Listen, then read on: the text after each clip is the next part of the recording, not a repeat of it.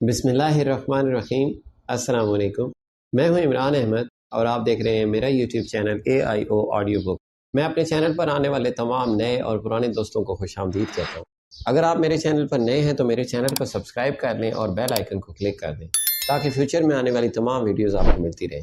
پیش خدمت ہے خالد ابن الولید المغیرہ المخزومی رضی اللہ تعالی عنہ کی داستان شجاعت کا اگلا حصہ۔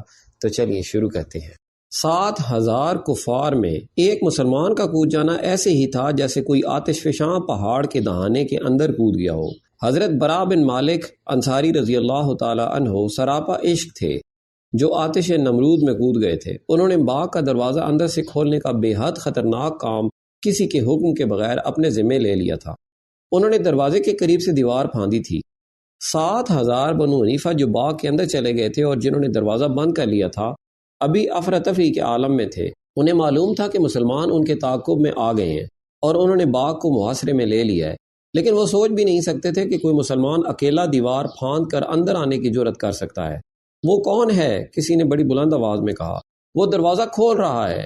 حضرت برا بن مالک انصاری کو کسی نے دیکھ لیا اور ایک نے پہچان کر نعرہ لگایا، مسلمان ہے، کاٹ دو اسے۔ کوئی مرتد للکارا۔ گردن مار دو، ایک اور للکارا۔ پکڑ لو، مار ڈالو، ایک شور اٹھا۔ بے شمار مرتد تلواریں اور برچھیاں تانے برا بن مالک کی طرف دوڑے۔ برا ابھی دروازہ کھول نہیں سکے تھے۔ انہوں نے تلوار نکالی اور بنو حنیفہ کا جو آدمی سب سے پہلے ان تک پہنچا تھا اسے برا کی تلوار کے بھرپور وار نے وہیں روک دیا۔ وہ لڑکھڑاتا ہوا پیچھے ہٹا۔ برا نے ایک بار پھر دروازہ کھولنے کی کوشش کی۔ وہ بروقت پیچھے کو گھومے۔ بیک وقت 2 آدمیوں نے ان پر برچھیوں کے وار کیے تھے۔ برا پھرتی سے ایک طرف ہو گئے۔ دونوں برچھیوں کی انیاں جو برا کے جسم میں اترنے کے لیے آئی تھیں دروازے میں اتر گئیں۔ برا نے بڑی تیزی سے تلوار چلائی اور ان دونوں آدمیوں کو اس وقت گھائل کر دیا جب وہ دروازے میں سے برچھیاں نکال رہے تھے۔ کئی مرتد برا بن مالک پر مل مل کر حملہ کرتے تھے اور برا دروازے کے ساتھ پیٹ لگائے بڑی تیزی سے تلوار چلا رہے تھے۔ ان کی زبان سے 2 ہی نعرے گرجتے تھے، اللہ اکبر، محمد الرسول اللہ۔ وہ وار روکتے، وار کرتے اور دروازہ کھولنے کی کوشش کرتے تھے۔ تاریخ میں لکھا ہے کہ برا بن مالک نے بنو حنیفہ کے بہت سے آدمیوں کو ہلاک اور زخمی کیا اور دروازہ کھول دیا۔ بعض مورخوں نے یہ بھی لکھا ہے کہ برا بن مالک کے پیچھے چند اور مسلمان دیوار پھاند کر اندر چلے گئے تھے جنہوں نے تیروں سے مرتدین کو دور رکھا اور برا بن مالک نے دروازہ کھول دیا۔ اس بات پر تمام مورخ متفق ہیں کہ سب سے پہلے حضرت برا بن مالک دیوار پھاند کر اندر گئے تھے۔ دروازہ کھلتے ہی مسلمان اس طرح دروازے میں سے اندر جانے لگے جیسے نہر کا کنارہ کہیں سے ٹوٹ گیا ہو۔ بہت سے مسلمان حضرت خالد بن ولید رضی اللہ تعالی عنہ کے کہنے پر دیوار پر چڑھ گئے۔ یہ سب تیر انداز تھے۔ انہوں نے بنو حنیفہ پر تیروں کا میم برسا دیا۔ مسلمان جو اندر چلے گئے تھے وہ بنو حنیفہ پر قہر کی مانند ٹوٹے۔ مرتدین کا قتل عام ہونے لگا۔ ان کے بھاگ نکلنے کے راستے مسدود ہو چکے تھے۔ وہ اب زندہ رہنے کے لیے لڑ رہے تھے۔ ان کا نبی خواہ جھوٹا ہی تھا ان کے ساتھ تھا۔ اس کی للکار سنائی دے رہی تھی اور وہ بڑی بے جگری سے لڑ رہے تھے۔ مرتدین کی تعداد بہت زیادہ تھی جو بڑی تیزی سے کم ہوتی جا رہی تھی۔ باغ خون سے سیراب ہو رہا تھا۔ خالد کے ذہن میں یہی ایک ارادہ تھا کہ مسلمہ کو قتل کیا جائے ورنہ لڑائی ختم نہیں ہوگی، لیکن مسلمہ کہیں نظر نہیں آ رہا تھا۔ مسلمہ کذاب خالد رضی اللہ تعالی عنہ کو تو نظر نہیں آ رہا تھا۔ ایک اور انسان تھا جس کی عقابی نگاہوں نے مسلمہ کو دیکھ لیا تھا۔ وہ حبشی غلام وحشی بن حرب تھے۔ برچھی نشانے پر پھینکنے میں وحشی کا مقابلہ کرنے والا کوئی نہ تھا۔ اس نے ایک بار پھر اپنی برچھی کا کمال سب کو دکھایا۔ ایک رقاصہ کے سر پر ایک کڑا جو کانچ کے اوسط سائز کا تھا اس کے بالوں کے ساتھ اس طرح باندھ دیا گیا تھا کہ کڑا اس کے سر پر کھڑا تھا۔ وہ ناچنے لگی اور وحشی برچھی لے کر چند قدم دور کھڑا ہو گیا۔ اس نے برچھی ہاتھ پر اٹھا کر تولی۔ رقاصہ رقص کر رہی تھی۔ جو ہی رقاصہ موزوں زاویے پر آئی وحشی نے تاک کر برچھی پھینکی۔ برچھی رقاصہ کے سر پر کھڑے کڑے میں سے گزر گئی۔ جنگ احد میں وحشی بن حرب نے رسول کریم صلی اللہ علیہ وآلہ وسلم کے چچا حضرت حمزہ بن عبد المطلب کو اسی طرح برچھی پھینک کر شہید کیا اور ابو سفیان کی بیوی ہند سے انعام وصول کیا تھا۔ اس وقت وحشی بھی مسلمان نہیں ہوا تھا۔ فتح مکہ کے بعد اس نے اسلام قبول کر لیا تھا۔ اب مسلمہ کذاب کے خلاف جنگ میں وحشی مسلمانوں کے لشکر میں تھا۔ باغ کے خونریز مارکے میں اس نے مسلمہ کو دیکھ لیا۔ اس نے خالد کی زبان سے سن لیا تھا کہ مسلمہ کو ختم کیے بغیر لڑائی ختم نہیں ہوگی۔ وحشی مسلمہ کی تلاش میں دشمن کی تلواروں اور برچھیوں سے اور اپنے ساتھیوں کے تیروں سے بچتا، لاشوں اور تڑپتے ہوئے زخمیوں سے ٹھوکریں کھاتا سارے باغ میں گھوم گیا اور اسے مسلمہ نظر آ گیا۔ مسلمہ اپنے محافظوں کے نرغے میں تھا۔ جو اس قدر جانبازی کا مظاہرہ کر رہے تھے کہ کسی مسلمان کو قریب نہیں آنے دیتے تھے۔ وحشی کو قریب جانے کی ضرورت نہیں تھی، مسلمان مسلمہ کے محافظوں سے لڑ رہے تھے اور ان کے ارد گرد وحشی گھوم رہا تھا کہ مسلمہ پر برچھی پھینکنے کا موزوں موقع اور صحیح زاویہ مل جائے۔ اسے ایک موقع مل گیا، لیکن اس کے راستے میں ایک خاتون ام عمارہ آ گئیں۔ وہ بھی مسلمہ تک پہنچنے کی صحیح کر رہی تھیں، وہ اپنے بیٹے کے ساتھ تھیں۔ وہ مسلمہ کے محافظوں کا حصار توڑنے کے لیے آگے بڑھیں تو ایک مرتد کی تلوار نے انہیں روک لیا۔ ام عمارہ نے اپنی تلوار سے اسے گرانے کی بہت کوشش کی، لیکن مرتد کے ایک وار نے ام عمارہ کا ایک ہاتھ صاف کاٹ دیا۔ ان کے بیٹے نے تلوار کے ایک ہی وار سے اس مرتد کو مار گرایا اور یہ مجاہد اپنی ماں کو ساتھ لے گیا۔ وحشی کو موقع اور زاویہ مل گیا، اس نے برچھی کو ہاتھ میں تولا اور طاق کر پوری قوت سے برچھی مسلمہ پر پھینکی۔ برچھی مسلمہ کے پیٹ میں اتر گئی، اس کے ہاتھوں نے برچھی کو پکڑ لیا، لیکن برچھی اپنا کام کر چکی تھی۔ مسلمہ کے ہاتھوں میں برچھی کو پیڑ سے نکالنے کی سکت نہیں رہی تھی۔ مسلمہ گرا، اسے مرنا ہی تھا، لیکن ابو دجانہ نے اسے تڑپ تڑپ کر مرنے کی اذیت سے اس طرح بچا لیا کہ اس کا سر تلوار کے ایک زوردار وار سے اس کے دھڑ سے الگ کر دیا۔ ابو دجانہ مسلمہ کی سر کٹی لاش ابھی دیکھ ہی رہے تھے کہ مسلمہ کے ایک محافظ نے پیچھے سے اتنا سخت وار کیا کہ ابو دجانہ گرے، پھر اٹھ نہ سکے اور شہید ہو گئے۔ بنو حنیفہ ایک مرتد گلا پھاڑ کر چلایا، ہمارے نبی کو ایک سیاہ فام حبشی نے مار ڈالا ہے۔ مشہور مورخ ابن ہشام نے لکھا ہے کہ باغ کے اندر مارکے کی خون ریزی میں یہ آوازیں سنائی دینے لگیں، نبی مارا گیا، مسلمہ قتل ہو گیا ہے۔ مسلمہ کذاب کے قتل کا صحرا بلا شک و شبہ وحشی بن حرب کے سر ہے۔ وحشی کی زندگی عجیب گزری ہے۔ بتایا جا چکا ہے کہ اس نے بالکل اسی طرح جس طرح اس نے مسلمہ کو برچھی پھینک کر ہلاک کیا تھا، حمزہ کو جنگ احد میں شہید کیا تھا۔ جب مسلمانوں نے مکہ فتح کر لیا تو رسول اللہ نے مکہ کے چند لوگوں کو جنگی مجرم قرار دیا تھا، ان میں وحشی کا نام بھی تھا۔ اسے کسی طرح پتہ چل گیا تھا کہ اسے مسلمان زندہ نہیں رہنے دیں گے۔ وہ مکہ سے نکل گیا اور طائف میں قبیلہ ثقیف کی ہاں جا کر پناہ لے لی تھی۔ قبیلہ ثقیف کو مسلمانوں نے جس طرح شکست دی تھی وہ بیان ہو چکا ہے۔ اس قبیلے نے اسلام قبول کیا تو وحشی بھی اسلام قبول کر لیا اور بیعت کے لیے اور اپنی جان بخشی کے لیے رسول کریم کے حضور گیا۔ آپ نے اسے کئی برس پہلے دیکھا تھا، شاید حضور اسے اچھی طرح پہچان نہ سکے۔ کیا تم وہ وحشی ہو؟ رسول اکرم نے اس سے پوچھا۔ وہی وحشی ہوں، وحشی نے جواب دیا، اور اب آپ کو اللہ کا رسول مانتا ہوں۔ حضور نے پوچھا، بتا تو نے حمزہ رضی اللہ تعالی عنہ کو کس طرح قتل کیا تھا؟ مورخ لکھتے ہیں کہ وحشی نے ایسے لب و لہجے میں سارا واقعہ سنایا جیسے وہ سننے والوں پر اپنی بہادری اور عسکری مہارت کا رعب گانٹ رہا ہو۔ رسول کریم صلی اللہ علیہ وآلہ وسلم نے اس کی جان بخشی کر دی، لیکن ابن ہشام کے مطابق آپ نے اسے کہا کہ وہ آپ کے سامنے نہ آیا کرے۔ حمزہ رسول اللہ صلی اللہ علیہ وآلہ وسلم کے صرف چچا ہی نہیں بلکہ امت محمدیہ میں ان کا مقام بہت بلند تھا، اور اس وقت کے اسلامی معاشرے میں انہیں خصوصی حیثیت حاصل تھی۔ یہ رسول کریم کی عظمت تھی کہ آپ نے حمزہ جیسی شخصیت کا قتل ایک سیاہ فام غلام کو بخش دیا تھا، لیکن آپ کے دل میں قلق موجود رہا۔ حضور صلی اللہ علیہ وآلہ وسلم نے وحشی بن حرب کے لیے جس ناپسندیدگی کا اظہار فرمایا تھا، ویسی ہی ناپسندیدگی کا اظہار انہوں نے ہند کے لیے بھی کیا تھا، جس کی ایما پر وحشی نے حضرت حمزہ رضی اللہ تعالی عنہ کو شہید کیا تھا۔ اس کے بعد سید الشہداء کی لاش کی جس طرح بے حرمتی کی گئی اس کا بیان پہلے ہو چکا ہے۔ حضور نے ان دونوں سے اس لیے اظہار ناپسندیدگی نہیں کیا کہ انہوں نے آپ کے چچا کو شہید کیا تھا، بلکہ اس لیے کہ انہوں نے ایک جلیل القدر مسلمان کی لاش کی بے حرمتی کی تھی، ورنہ ذاتی دشمنی کو دل میں رکھنا آپ صلی اللہ علیہ وآلہ وسلم کے شایان شان نہیں تھا۔ آپ نے ہند اور وحشی سے کہا تھا کہ جب تم میری نظروں کے سامنے آتے ہو تو مجھے حمزہ کی لاش یاد آ جاتی ہے۔ بہرحال آپ نے وحشی اور ہند کو معاف فرما دیا تھا۔ وحشی بن حرب رسول کریم کا گرویدہ ہو چکا تھا، مگر حضور اکرم نے اسے اچھا نہیں سمجھا تھا، جس کا وحشی کو بہت دکھ تھا۔ وہ مکہ سے چلا گیا اور اس نے 2 سال طائف کے علاقے میں کبھی یہاں کبھی وہاں گزارے۔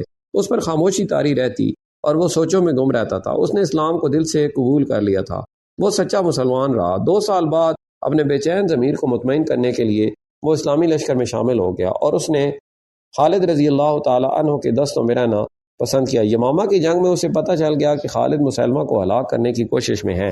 یہ فرض اس نے اپنے ذمے لے لیا اور فرض پورا کر دیا۔ اس کے بعد وحشی خالد رضی اللہ تعالی عنہ کے دستوں میں رہا اور کئی لڑائیوں میں اس نے بہادری کے جوہر دکھائے۔ شام کی فتح کے بعد وہ اسلامی لشکر سے الگ ہو کر حمص میں گوشہ نشین ہو گیا۔ مورخوں نے لکھا ہے کہ وحشی بن حرب کے لیے جیسے حمزہ رضی اللہ تعالی عنہ کا قتل بہت بڑا گناہ بن کر اس کے ضمیر پر سوار ہو گیا ہو۔ اس نے شراب نوشی شروع کر دی، جو عیاشی نہیں تھی بلکہ وہ اپنے آپ کو فراموش کر کے الگ پڑا رہتا تھا۔ حضرت عمر رضی اللہ تعالی عنہ نے اپنے دور خلافت میں اسے شراب نوشی کے جرم میں 80 کوڑوں کی سزا دی تھی، جس کا اس پر کچھ اثر نہیں ہوا تھا۔ وہ شراب پیتا رہا۔ زندگی کے آخری دنوں میں اسے ایسی شہرت ملی کہ لوگ اسے عقیدت سے ملتے تھے، مگر وہ ہوش میں کام ہی ہوتا تھا۔ جب کبھی ہوش میں ہوتا تو لوگوں کو حمزہ اور مسلمہ کے قتل کے واقعات سناتا تھا۔ لوگ اسے یہی واقعات سننے کے لیے جاتے تھے۔ اس نے کئی بار اپنی برچی ہاتھ میں لے کر کہا، میں جب مسلمان نہیں تھا تو اس برچی سے میں نے ایک بڑے ہی اچھے آدمی کو قتل کیا تھا، اور میں مسلمان ہوا تو اس برچی سے ایک بہت ہی برے آدمی کو قتل کیا۔ عمارہ ایک عظیم خاتون تھیں۔ جنگ احد میں وہ ان مسلمان عورتوں کے ساتھ تھیں جو زخمیوں کی مرہم پٹی اور دیکھ بھال کے لیے اپنے لشکر کے ساتھ گئی تھیں۔ اس لڑائی میں ایسی صورتحال پیدا ہوگی کہ میدان پر قریش چھا گئے۔ انہوں نے رسول کریم صلی اللہ علیہ وآلہ وسلم پر حلے بولنے شروع کر دیے۔ صحابہ کرام نے رسول اللہ صلی اللہ علیہ وآلہ وسلم کے گرد گھیرا ڈال رکھا تھا، مگر دشمن کے حلے اتنے شدید تھے کہ آپ کے محافظوں کا گھیرا ٹوٹ گیا۔ قریش کا ایک آدمی ابن کما رسول کریم تک پہنچ گیا۔ رسول کریم کے دائیں مصعب بن عمیر تھے اور اس وقت عمارہ بھی قریب ہی تھی۔ انہوں نے جب رسول کریم کو خطرے میں دیکھا تو زخمیوں کو پانی پلانے اور انہیں اٹھانے کا کام چھوڑ کر رسول اکرم کی طرف دوڑی۔ انہوں نے ایک لاش یا شدید زخمی کی تلوار لے لی۔ ابن کما حضور اکرم صلی اللہ علیہ وآلہ وسلم پر حملہ کرنے کے بجائے آپ کے محافظ مصعب کی طرف گیا۔ مصعب نے اس کے ساتھ مقابلہ کیا۔ عمارہ نے ابن کما پر تلوار کا وار کیا جو اس کے کندھے پر پڑا، مگر ابن کما نے ذرا بختر پہن رکھی تھی، اس لیے تلوار اس کا کچھ نہ بگاڑ سکی۔ ابن کما نے گھوم کر عمارہ پر جوابی وار کیا جو اس خاتون کے کندھے پر پڑا اور اتنا گہرا زخم آیا کہ وہ گر پڑی۔ ابن کما نے دوسرا وار نہ کیا کیونکہ وہ رسول اکرم پر حملہ کرنا چاہتا تھا۔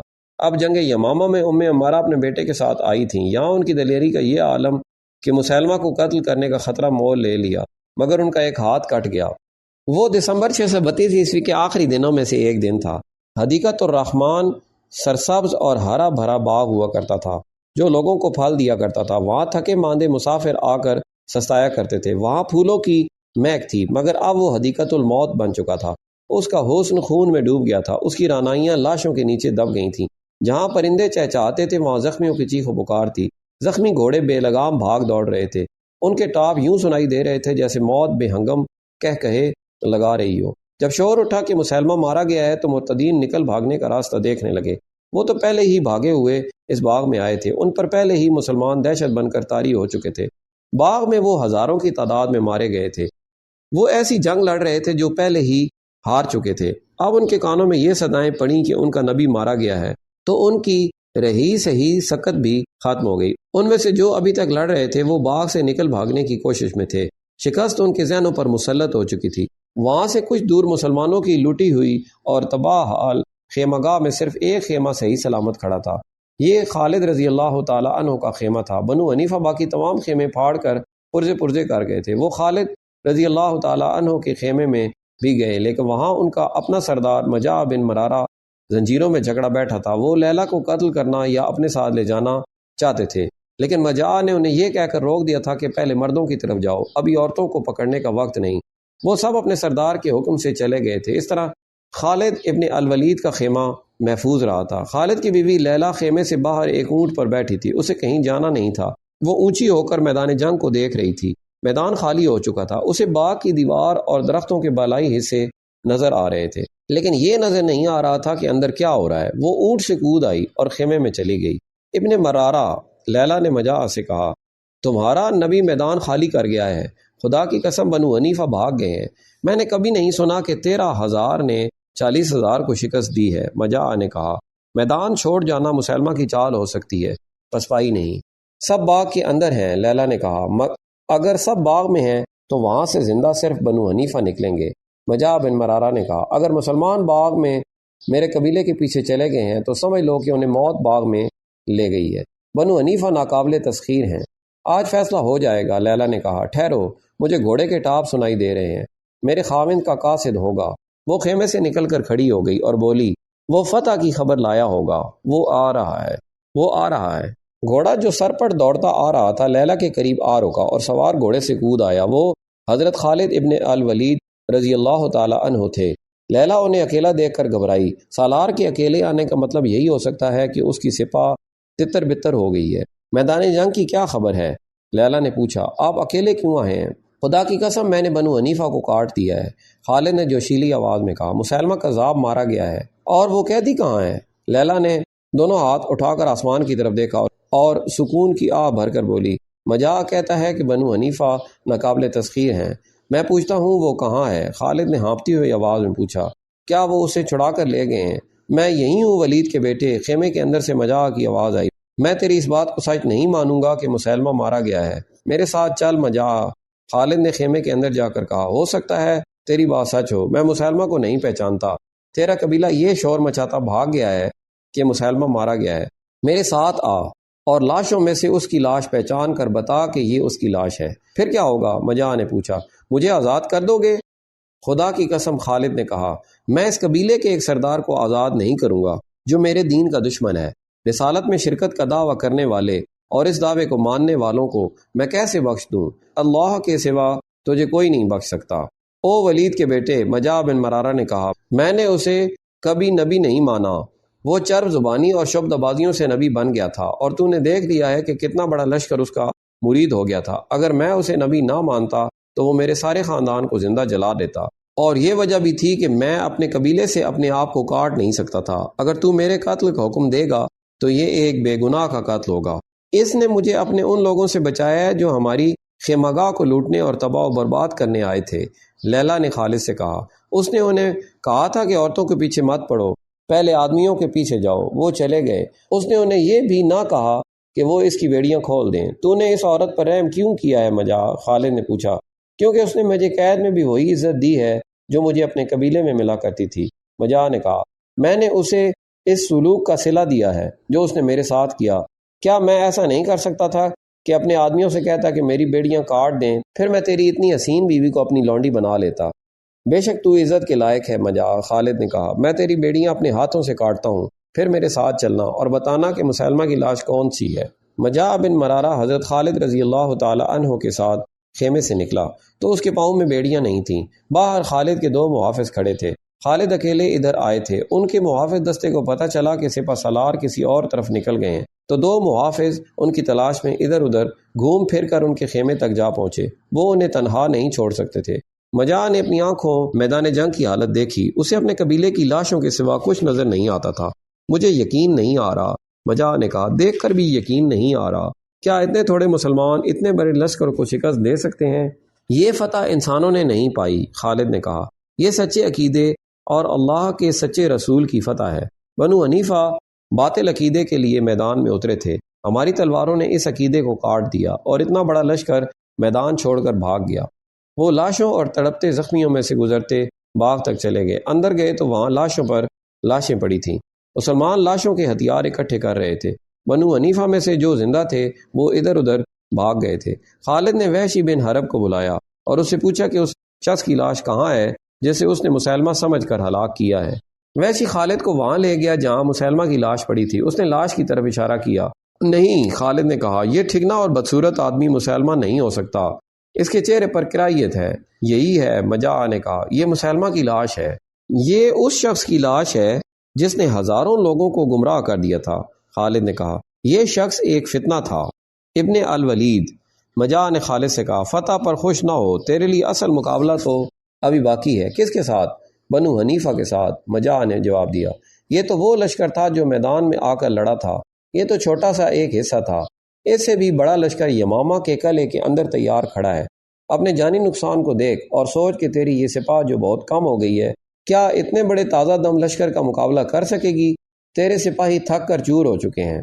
خالد رضی اللہ تعالی عنہ نے لاشوں سے اٹے ہوئے باغ میں نگاہ دوڑائی، ان کا لشکر واقعی لڑنے کے قابل نہیں رہا تھا، جانی نقصان برداشت کے قابل نہیں تھا، زخمیوں کی تعداد بھی زیادہ تھی، باقی لشکر کی جسمانی کیفیت یہ ہو چکی تھی کہ اللہ کے سپاہی اتنے تھک گئے تھے کہ جہاں جگہ دیکھتے وہاں لیٹ جاتے اور سو جاتے تھے۔ وہ اپنے سے 3 گنا زیادہ لشکر سے لڑے تھے، انہیں آرام کی ضرورت تھی۔ اگر تو میری ایک تجویز مان لے تو میں قلعے میں جا کر صلح کی بات کرتا ہوں، مجاع نے کہا، میرا قبیلہ میری بات مان لے گا۔ خالد رضی اللہ تعالی عنہ بڑے قابل سالار تھے، جنگی قیادت میں وہ اپنی مثال آپ تھے، رسول اللہ کے سچے عاشق تھے، لیکن خود سر تھے اور زندہ دل بھی۔ وہ دشمن کو صرف شکست دے کر اسے فتح نہیں سمجھتے تھے، بلکہ اپنی فتح کو اس وقت مکمل سمجھتے تھے جب بھاگتے ہوئے دشمن کا تعاقب کر کے اس کی بستیوں کو اپنے قبضے میں لے لیتے تھے۔ ان کا اصول یہ تھا کہ دشمن کو سانپ سمجھو اور اس کا سر کچل کر بھی دیکھو کہ اس میں ذرا سی بھی حرکت باقی نہ رہ جائے۔ خود سری کو خالد خوبی سمجھتے تھے، ان میں ڈسپلن بڑا ہی سخت تھا۔ اس کے باوجود جہاں صورتحال پیچیدہ ہو جاتی، خالد اپنے نائب سالاروں سے مشورے اور تجاویز لیتے تھے۔ اب مجاع بن مرارہ نے صلح کی بات کی تو خالد نے یہ جانتے ہوئے کہ دشمن پسپا ہو چکا ہے، اس حقیقت کو بھی سامنے رکھا کہ ان کے مجاہدین لڑنے کے قابل نہیں رہے۔ خالد نے اپنے نائب سالاروں کو بلایا اور انہیں بتایا کہ بنو حنیفہ کا ایک سردار مجاع بن مرارہ صلح کی پیشکش کر رہا ہے۔ اصل فتنہ تو ختم ہو چکا ہے۔ عبداللہ بن عمر نے کہا، مسلمہ کذاب کے مر جانے سے بنو حنیفہ کا دم خم ٹوٹ چکا ہے۔ میں تو یہ بہتر سمجھتا ہوں کہ یمامہ کا محاصرہ فوراً کر لیا جائے اور دشمن کو سستانے کی مہلت نہ دی جائے۔ صرف یمامہ نہیں، عبد الرحمن بن ابی بکر نے کہا، بنو حنیفہ میدان جنگ سے بھاگ کر ایسی جگہوں میں چھپ گئے ہیں جو چھوٹے چھوٹے قلعے ہیں، پہلے انہیں پکڑنا ضروری ہے، اس کے بعد صلح کی بات ہو سکتی ہے۔ صلح کی شرائط ہماری ہوں گی۔ عبداللہ بن عمر نے کہا، کیا تمہاری نظر اپنی لشکر کی جسمانی حالت پر بھی ہے؟ خالد نے کہا، ابھی شہیدوں اور زخمیوں کی گنتی ہو رہی ہے۔ خدا کی قسم کسی جنگ نے ہمارا اتنا خون نہیں پیا جتنا یہ جنگ پی گئی ہے، اور شاید ہمیں اور بھی خون دینا پڑے گا۔ کیا تم بہتر سمجھو گے کہ دشمن کے جو آدمی ادھر ادھر چھپ گئے ہیں انہیں پکڑا جائے تاکہ یہ یمامہ کے قلعے میں جا کر ہمارے مقابلے میں نہ آ سکیں؟ ہم یقیناً اسی کو بہتر سمجھتے ہیں۔ عبد الرحمن نے کہا، اگر ہم انہیں پکڑ لیں تو صلح کی کیا ضرورت رہ جائے گی؟ مجاع نے بتایا کہ ان کے جس لشکر سے ہم لڑ چکے ہیں اس سے کچھ زیادہ لشکر یمامہ کے اندر موجود ہے۔ خالد نے کہا، تم میری اس رائے کو صحیح مانو گے کہ ہماری سپاہ لڑنے کے قابل نہیں رہی؟ تم دیکھ رہے ہو کہ ہمارے مجاہدین تھکن سے بے حال ہو کر جہاں بیٹھتے ہیں وہاں سو جاتے ہیں، ہمارے لیے کمک بھی نہیں رہی۔ اگر کمک منگوا بھی لی جائے تو بہت دن لگ جائیں گے، اتنے دنوں میں دشمن منظم ہو جائے گا اور اس پر ہماری جو دہشت غالب آئی ہوئی ہے وہ اتر جائے گی۔ ابن الولید، عبداللہ نے کہا، تم نے خود بھی تو کچھ سوچا ہوگا۔ ہاں ابن عمر، خالد رضی اللہ تعالی عنہ نے جواب دیا، میں نے سوچا ہے کہ ادھر ادھر بکھرے ہوئے دشمن کو پکڑا جائے، پھر یمامہ کا محاصرہ کر لیا جائے، اور اس دوران مجاع یمامہ میں جا کر اپنے سرداروں کے ساتھ صلح کی بات کرے۔ صلح کے لیے ہم یہ شرط ضرور رکھیں گے کہ بنو حنیفہ شکست تسلیم کر کے ہتھیار ڈال دیں، یہی بہتر ہے۔ عبد الرحمن نے کہا، میں بھی اسی کو بہتر سمجھتا ہوں۔ عبداللہ نے کہا، پھر یہ کام ابھی شروع کر دو۔ خالد نے کہا، دستوں کو مختلف سمتوں کو روانہ کر دو اور انہیں کہو کہ بنو حنیفہ کا کوئی آدمی، عورت یا بچہ کہیں نظر آ جائے اسے پکڑ کر لے آؤ۔ دستوں کو روانہ کر دیا گیا اور خالد نے مجاع کو اپنے پاس بٹھا لیا۔ ابن مرارہ، خالد نے مجاع سے کہا، مجھے تجھ پر اعتماد ہے اور میں تجھے اس اعتماد کے قابل سمجھتا ہوں۔ جا اور اپنے سرداروں سے کہہ کہ ہم صلح کے لیے تیار ہیں، لیکن شرط یہ ہوگی کہ تمہارے ہتھیار ہمارے سامنے زمین پر پڑے ہوئے ہوں گے۔ میں اسی شرط پر صلح کرانے کی کوشش کروں گا۔ مجاع نے کہا، لیکن ابن الولید، اپنی فوج کی حالت دیکھ لے، میں مزید خون خرابے سے ہاتھ روکنا چاہتا ہوں۔ خالد نے کہا، کیا تو نہیں چاہے گا کہ تمہارے اور ہمارے جو آدمی زندہ ہیں وہ زندہ ہی رہیں؟ اپنے قبیلے میں جا کر دیکھ، آج کتنے ہزار عورتیں بیوہ اور کتنے ہزار بچے یتیم ہو چکے ہیں، اور یہ بھی سوچ کہ بنو حنیفہ کی کتنی ہی عورتیں ہماری لونیاں بن جائیں گی۔ اس وقت کی تحریروں سے پتہ چلتا ہے کہ خالد کی یہ بات سن کر مجاع کے ہونٹوں پر ایسی مسکراہٹ آ گئی جس میں تمسخر یا طنز کی جھلک تھی۔ وہ اٹھ کھڑا ہوا۔ میں جاتا ہوں، مجاع نے کہا۔ ابن الولید، تیری خواہش پوری کرنے کی میں پوری کوشش کروں گا۔ خالد اپنے خیمے کی طرف چل پڑے۔ وہ لاشوں اور زخمیوں کو دیکھتے چلے جا رہے تھے۔ لیلا نے خالد کو دور سے دیکھا اور دوڑی آئی۔ کیا تم نے اسے چھوڑ دیا ہے؟ لیلا نے خالد سے پوچھا۔ خالد نے اسے بتایا کہ انہوں نے مجاع کو کس مقصد کے لیے چھوڑا ہے۔ ابن الولید، لیلا نے کہا، اتنے انسانوں کا خون کس کی گردن پر ہوگا؟ میں نے اتنی زیادہ لاشیں کبھی نہیں دیکھی تھیں۔ جب تک انسانوں میں انسانوں کو اپنی خواہشات کا غلام بنانے کی ذہنیت موجود رہے گی، انسانوں کا خون بہتا رہے گا۔ خالد نے کہا، میں نے بھی اتنی لاشیں کبھی نہیں دیکھی تھی۔ آنے والا زمانہ اس سے زیادہ لاشیں دیکھے گا۔ حق اور باطل آپس میں ٹکراتے رہیں گے۔ میں اسی لیے صلح کی کوشش کر رہا ہوں کہ خون اور نہ بہے۔ اس سے آگے نہ جانا، تم جو دیکھو گی اسے تم برداشت نہیں کر سکو گی۔ آسمان سے گیت اترنے لگے تھے اور انہوں نے لاشوں کو نوچنا شروع کر دیا تھا۔ کچھ مسلمان لاشوں کے درمیان اپنے زخمی ساتھیوں کو تلاش کرتے پھر رہے تھے، انہیں اٹھا اٹھا کر خیمہ گاہ کی طرف لا رہے تھے۔ باقی سپاہ بنو حنیفہ کے چھپے ہوئے آدمیوں کو پکڑنے کے لیے چلی گئی تھی۔ رات کو خالد ابن الولید رضی اللہ تعالی عنہ کو اطلاعیں ملنے لگیں کہ بنو حنیفہ کے آدمیوں کو لا رہے ہیں۔ بعض کے ساتھ عورتیں اور بچے بھی تھے۔ خالد نے حکم دیا کہ عورتوں اور بچوں کو سردی اور بھوک سے بچایا جائے، لیکن خیمہ گاہ لٹ چکی تھی، خوراک کی قلت تھی۔ خالد نے کہا کہ خود بھوکے رہو، قیدی عورتوں اور بچوں کے پیٹ بھرو۔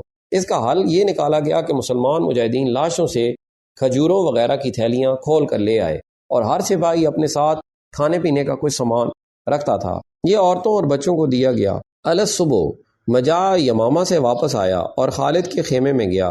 کیا خبر لائے ہو ابن مرارہ؟ خالد نے پوچھا۔ خبر بری نہیں، مجا نے جواب دیا، لیکن تم اسے اچھا نہیں سمجھو گے۔ بنو حنیفہ تمہاری شرط پر صلح کرنے کو تیار نہیں، وہ تمہاری غلامی قبول نہیں کریں گے۔ خدا کی قسم میں انہیں اپنا غلام نہیں بنانا چاہتا، خالد نے کہا۔ ہم سب اللہ کے رسول کے غلام ہیں، میں انہیں اس سچے رسول کے عقیدے کا غلام بناؤں گا۔ وہ اس شرط کو بھی نہیں مانیں گے، مجا نے کہا۔ اور یہ بھی دیکھ کہ تیرے پاس رہ کیا گیا ہے ابن الولید، میں نے یمامہ کے اندر جا کر دیکھا ہے، ایک لشکر ہے جو زرہ پہنے تیری اس چھوٹی سی فوج کو لہو لہان کر دینے کے لیے تیار بیٹھا ہے۔ کبھی یہ مکر نہ کر بیٹھنا کہ یمامہ کو آ کے محاصرے میں لے لے، تو کچلا جائے گا۔ ابن الولید، جوش کو چھوڑ اور ہوش کی بات، اپنی شرط کو نرم کر، میں نے بنو حنیفہ کو ٹھنڈا کر لیا ہے، اس لشکر کی آنکھوں میں خون اترا ہوا ہے۔ خالد رضی اللہ تعالی عنہ گہری سوچ میں کھو گئے۔ مجا نے انہیں کوئی نئی بات نہیں بتائی تھی، یہ تو خالد دیکھ ہی چکے تھے کہ ان کے پاس جو سپاہ رہ گئی ہے وہ لڑنے کے قابل نہیں رہی۔ اس سپاہ کو آرام کی ضرورت تھی، لیکن وہ رات بھر دشمن کے چھپے ہوئے آدمیوں کو تلاش اور گرفتار کرتی رہی تھی۔ اب تو ان مجاہدین کے سر ڈول رہے تھے۔ ابن مرارہ، خالد نے گہری سوچ سے نکل کر کہا، تجھے شاید معلوم نہیں، اپنے ان سرداروں سے پوچھ لینا جو اس جنگ میں شریک تھے کہ ہمارے پاس بنو حنیفہ کا کتنا مال اور ساز و سامان ہے، اور کتنے باغ اور کتنے قیدی ہمارے قبضے میں ہیں۔ واپس جا اور اپنے سرداروں سے کہہ کہ مسلمان آدھا مال غنیمت، آدھے باغ اور آدھے قیدی واپس کر دیں گے۔ انہیں سمجھا کہ یمامہ اور اس کی آبادی کو تباہی میں نہ ڈالیں۔ ابن مرارہ چلا گیا۔ اس دوران مزید قیدی لائے گئے۔ مجا شام سے کچھ پہلے واپس آ گیا اور اس نے بتایا کہ بنو حنیفہ کا کوئی سردار اس شرط کو ماننے کے لیے تیار نہیں۔ مجا نے یہ بھی کہا کہ بنو حنیفہ اپنی شکست اور اپنے ہزاروں مقتولین کے خون کا انتقام لیں گے۔ میری بات کان کھول کر سن لے ابن مرارہ، خالد نے جھنجلا کر کہا۔ اگر بنو حنیفہ یہ سمجھتے ہیں کہ ہم قلیل تعداد ہونے کی وجہ سے ڈر جائیں گے تو انہیں جا کر کہہ دے کہ مسلمان کٹ مریں گے، تمہیں انتقام کی مہلت نہیں دیں گے۔ غصے میں نہ آ الولید کے بیٹے، مجا نے مسکرا کر کہا، ہمارا جو مال غنیمت، باغ اور قیدی تمہارے پاس ہیں ان کا چوتھائی حصہ اپنے پاس رکھ لے، باقی ہمیں دے دے اور صلح کر لے۔ صلح نامہ تحریر ہوگا۔ خالد ایک بار پھر سوچ میں پڑ گئے۔ میں تجھے ایک بار پھر خبردار کرتا ہوں ولید کے بیٹے، مجا نے کہا، یہ میرا کمال ہے کہ میں نے بنو حنیفہ کو صلح پر راضی کر لیا ہے۔ میں نے ان کی لعنت ملامت برداشت کی ہے۔ انہوں نے مجھے غدار بھی کہا ہے۔ وہ کہتے ہیں کہ تم مسلمانوں سے انعام لے کر ہمیں ان کا غلام بنانا چاہتے ہو۔ وہ کہتے ہیں کہ ہماری تعداد اگر کم بھی ہوتی تو بھی ہم صلح نہ کرتے۔ ہمارے پاس نہ ساز و سامان کی کمی ہے نہ خوراک کی، ان چیزوں کی کمی ہے تو مسلمانوں کو ہوگی۔ وہ کہتے ہیں کہ اتنی سخت سردی میں مسلمان کب تک محاصرے میں بیٹھے رہیں گے؟ راتوں کی سردی کو وہ کھلے آسمان تلے برداشت نہیں کر سکیں گے۔ وہ یہ بھی جانتے ہیں کہ تیری اس چھوٹی سی فوج کے پاس خیمے بھی نہیں رہے۔ سوچ لے ابن الولید، اچھی طرح سوچ لے۔ اگر تجھے شک ہے تو ذرا آگے جا کر یمامہ کی دیواروں پر ایک نظر ڈال اور دیکھ کہ ایک دیوار تو کلے کی ہے اور اس کے اوپر ایک دیوار انسانی جسموں کی ہے۔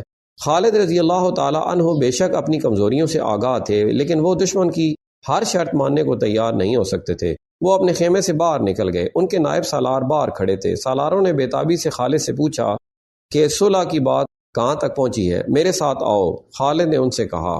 نائب سالار حضرت خالد ابن الولید رضی اللہ تعالی عنہ کے ساتھ چل پڑے۔ خالد انہیں بتاتے گئے کہ مجا صلح نامے کی کیا شرط لایا ہے۔ وہ چلتے گئے اور ایسی جگہ جا رکے جہاں سے یمامہ شہر کی دیوار نظر آتی تھی۔ انہوں نے دیکھا کہ دیوار پر آدمی ہی آدمی تھے۔ مجا نے ٹھیک کہا تھا کہ شہر کی دیوار کے اوپر انسانی جسموں کی دیوار کھڑی ہے۔ اس سے صاف ظاہر ہوتا تھا کہ شہر میں بہت بڑا لشکر موجود ہے۔ میرا خیال ہے کہ ہم نے محاصرہ کیا تو ہم نقصان اٹھائیں گے، خالد نے اپنے نائب سالاروں سے کہا۔ دیوار پر جو مخلوق کھڑی ہے اس کے تیر ہمیں دیوار کے قریب نہیں جانے دیں گے۔ ہمارے پاس مروانے کے لیے اتنے زیادہ آدمی نہیں۔ میں تو صلح کی رائے دوں گا، ایک نائب سالار نے کہا۔ جس فتنے کو ہم ختم کرنا چاہتے تھے وہ ختم ہو چکا ہے، ایک اور نائب سالار نے کہا۔ اب ہم صلح کر لیں تو ہم پر کون انگلی اٹھا سکتا ہے؟ خالد واپس اپنے خیمے میں آئے اور مجا کو بتایا کہ وہ صلح کے لیے تیار ہیں۔ اسی وقت صلح نامہ تحریر ہوا جس پر خالد نے خلافت کی طرف سے اور مجا بن مرارہ نے بنو حنیفہ کی طرف سے دستخط کیے۔ اس میں ایک شرط یہ تھی کہ مسلمان یمامہ کے کسی آدمی کو جنگی مجرم قرار دے کر قتل نہیں کریں گے۔ مجاع واپس چلا گیا۔ اسی روز اس نے یمامہ کے دروازے کھول دیے اور خالد رضی اللہ تعالیٰ عنہ کو شہر میں مدعو کیا۔ خالد اپنے سالاروں اور کمانداروں کے ساتھ یمامہ شہر کے دروازے تک پہنچے۔ انہوں نے اوپر دیکھا، دیواروں پر اب ایک بھی آدمی نہیں کھڑا تھا، برج بھی خالی تھے۔ خالد کو توقع تھی کہ قلعے کے اندر انہیں بنو حنیفہ کا وہ لشکر نظر آئے گا جس کے متعلق مجاع نے انہیں بتایا تھا کہ مسلمانوں کو کچل ڈالے گا، مگر وہاں کسی لشکر کا نام و نشان تک نہ تھا۔ وہاں عورتیں تھیں، بچے اور بوڑھے تھے، جوان آدمی ایک بھی نظر نہیں آتا تھا۔ عورتیں اپنے گھروں کے سامنے کھڑی تھیں، بعض منڈیروں پر بیٹھی تھیں، ان میں زیادہ تر عورتیں رو رہی تھیں، ان کے خاوند، باپ، بھائی یا بیٹے جنگ میں مارے گئے تھے۔ ابن مرارہ خالد نے مجاع سے پوچھا، وہ لشکر کہاں ہے؟ دیکھ نہیں رہے ہو ابن الولید؟ مجاع نے دروازے کے سامنے اور چھتوں پر کھڑی عورتوں کی طرف اشارہ کر کے کہا، یہ ہے وہ لشکر جو شہر کی دیوار پر تیرو کمان اور برچھیاں اٹھائے کھڑا تھا۔ یہ عورتیں؟ خالد نے حیران سا ہو کے پوچھا۔ ہاں ولید کے بیٹے، مجاع نے کہا، شہر میں کوئی لشکر نہیں، یہاں صرف بوڑھے آدمی ہیں جو لڑنے کے قابل نہیں، عورتیں اور بچے ہیں۔ کیا یہ ہمارے حملے کو روک سکتے تھے؟ خالد نے پوچھا۔ کیا یہ عورتیں مقابلے میں لڑنے کے لیے آئی تھی؟ نہیں ابن الولید، مجاع نے کہا، یہ میری ایک چال تھی۔ شہر سے تمام آدمی لڑنے کے لیے چلے گئے ہیں، شہر میں کوئی جوان آدمی نہیں رہا۔ میں اپنے قبیلے کو تباہی سے بچانا چاہتا تھا۔ میں نے تمام عورتوں، بوڑھوں اور کم سن لڑکوں کو زرہ اور سروں پر خودیں پہنائیں اور ان کے ہاتھوں میں تیر و کمان اور برچھیاں دے کر دیواروں پر کھڑا کر دیا۔ میں نے خود باہر جا کر دیکھا، پتہ نہیں چلتا تھا کہ یہ عورتیں، بوڑھے آدمی اور کم سن لڑکے ہیں۔ میں نے تجھے موقع دیا کہ دیوار پر ایک نظر ڈال لے تاکہ تو اس جھانسے میں آ جائے کہ یمامہ میں بہت بڑا لشکر موجود ہے، اور تو میرے جھانسے میں آ گیا۔ خالد رضی اللہ تعالیٰ عنہ خشمگین ہوئے اور وہ مجاع کو اس دھوکے کی سزا دے سکتے تھے، لیکن اس عہد نامے کی خلاف ورزی انہیں گوارا نہیں تھی جس پر وہ دستخط کر چکے تھے۔ خدا کی قسم، خالد نے مجاع سے کہا، تو نے مجھے دھوکہ دیا ہے۔